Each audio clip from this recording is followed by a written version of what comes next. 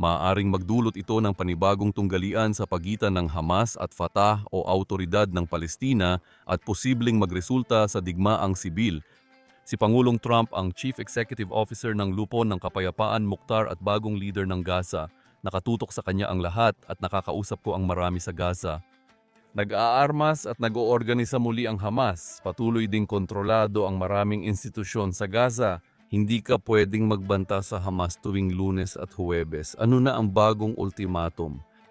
Hindi ka nila seseryosohin. Ipakita mong seryoso ka at totoo o tigilan ang lingguhang pagbabanta. Tinatawag ko silang ganon.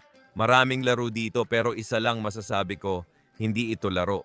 Malinaw na sinabi ni Pangulong Trump na ang layunin ay pagdidisarma sa Hamas. Kontrolado ng Israel ang 58-59%, 41% at 42% ang kontrolado ng Hamas.